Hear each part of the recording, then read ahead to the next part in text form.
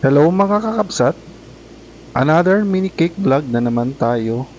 And for today's video ay gagawa tayo ng 3-tiered wedding cake.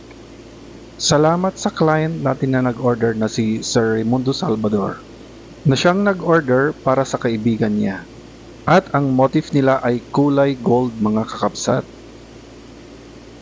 So bale ang sizes ng cake na ito ay 10 by 5 sa pang-ibaba, 8 by 5 naman sa panggitna, and 6 by 5 naman sa pang-itaas. At may apat itong flavors: ube, red velvet, mocha at vanilla. Siyempre, gumamit tayo ng ating pangmalakasang icing na whip it mga kakabsat. Ang maganda kasi dito sa icing na ito is madali siyang i-prepare at masarap pa. Pwede kang magdagdag ng mga flavorings dito. At gumamit tayo dito ng silicone brush mga kakabsat para sa ganoon ma-achieve natin yung gusto nating texture nito. Maganda kasi siyang tignan para sa akin mga kakabsat. Since 3-tiered cake naman ito mga kakabsat, so gagamitan ulit natin ng dowel stick. Para naman sa ganon, may support ito, lalo at itatravel pa natin ito from Lawag to Malacanang of the North sa may Paway. And para double secured, naglagay pa tayo ng maliliit na dowel stick para iwas tumba yung ating cake, lalo na kapag hindi maganda yung ating dadaanan. At hindi pa ako nakontento mga kakabsat, kaya naman nagdagdag pa ako ng isa pang maliit na dowel stick.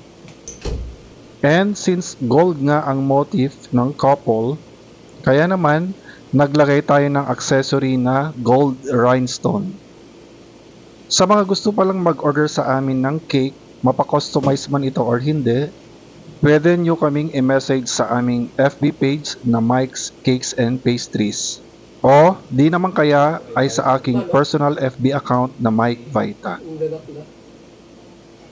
So, naglagay pa tayo dyan mga kakabsat ng mga edible gold sheets. Yes, tama ang narinig nyo. Ito po ay nakakain. Maganda kasi siyang tingnan sa cake, lalo at ito ay kumikinang-kinang. Medyo matrabaho nga lang ang paglagay nito. Talagang mangangalay ang kamay at braso mo mga kakabsat.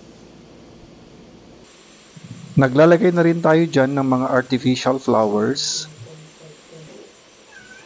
Pero kalaunay, tinanggal din natin yung mga may kulay na artificial flowers dyan at pinalitan natin ng puting flowers mga kakabsat. Kasi yun ang request ni client sa atin. At heto na ang ating cake mga kakabsat. Simple pero elegante. Thank you for watching. Bye!